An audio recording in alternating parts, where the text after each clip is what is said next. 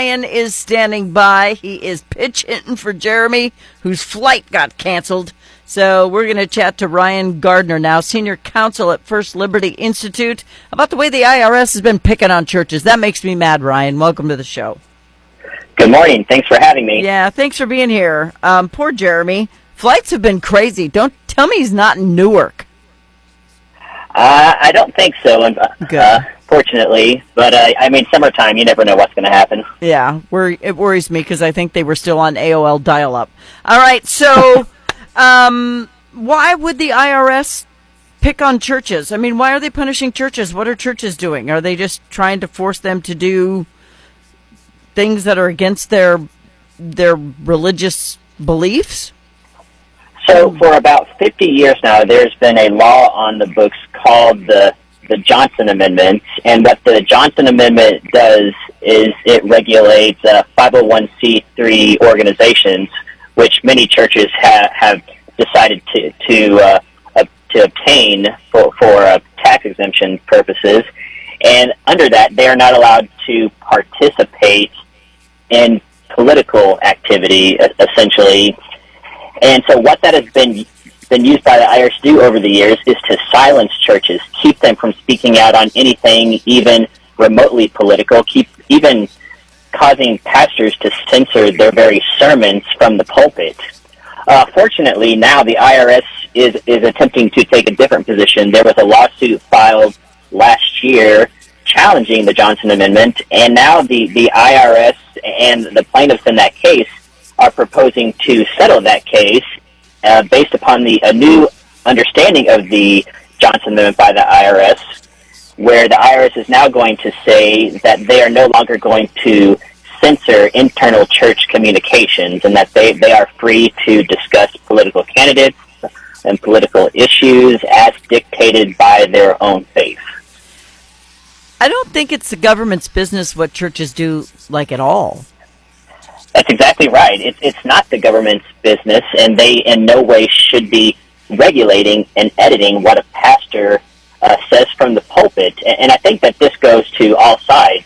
Often this has been especially used by the left and people who are hostile to religion in general to silence pastors. And any time during election season, you might see where if a pastor says anything remotely political, someone will immediately be calling for their tax-exempt status to be revoked.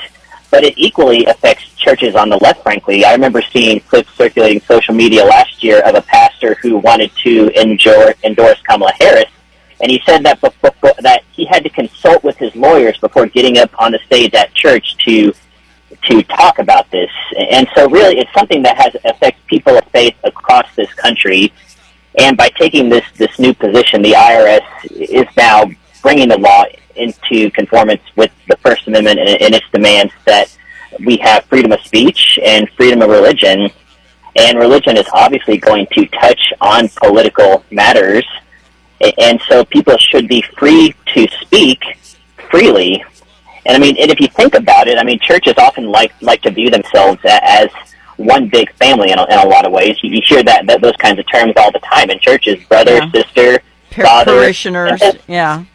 Exactly. And so really, there's really no difference between a family gathering around their kitchen table and discussing matters of politics and a church gathering to discuss those things internally as a family as well. They're both one and the same. And so that's what the IRS is now signing off on, and hopefully that's what the court is going to enter and allow the parties to settle this case. Well, that's good, because, I'm Roman Catholic, so when we are saying, Lord, hear our prayer, whatever, we always ask for the abolition of abortion and, to all life from, conception to natural death. We say that all the time, and that's a huge political talking point, but it's also a huge part of our religion. Yeah, that's exactly right. And that's just one of so many issues, and those are at the broader level, but even at the local level. We represented churches who did things like invite a local school board candidate to come to their church to basically share her testimony about why her faith compelled her to run for office, and then to pray for her. And the IRS actually opened an investigation just for that, just for allowing someone to give their testimony and praying for someone. that was enough. While the IRS ultimately backed off, it just shows how if they keep applying this law, it's going to continue to silence pastors because they are worried. They don't want to get in trouble. Part of it is the very act of being investigated is the punishment. The process is the punishment for so many. Having the IRS doing this sort of in-depth investigation would make any pastor nervous. And the ironic part about all of this is that the IRS does not give tax exemptions to churches. Under the law, churches are automatically tax exempt. That has been the case for many, many, many years. Well, they don't get money from the government. They don't get any money from the government. They live on donations. Exactly.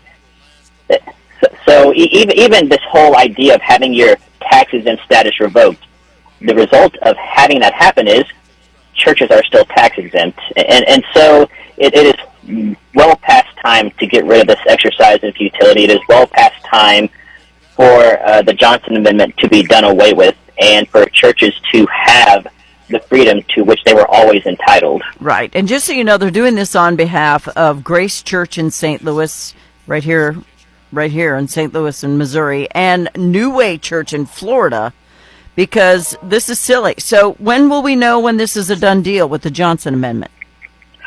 We are waiting for the court to make a decision.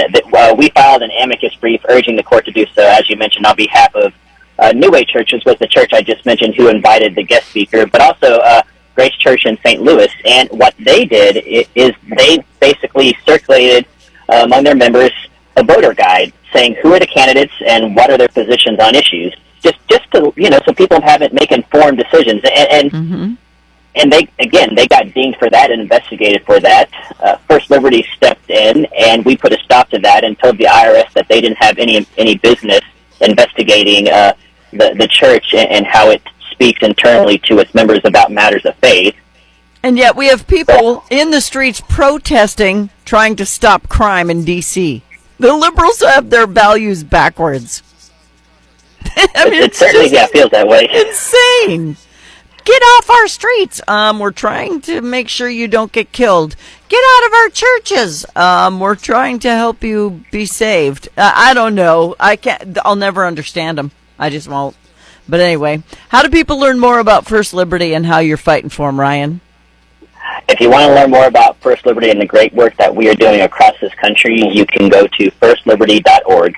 Please do it. Firstliberty.org. They work completely on your donations. They do things pro bono, and they fight for religious freedoms all across the country. Ryan, thank you so much. He's Senior Counsel Ryan Gardner of First Liberty Institute. Thanks for being here, bud. Thank you. Bye-bye.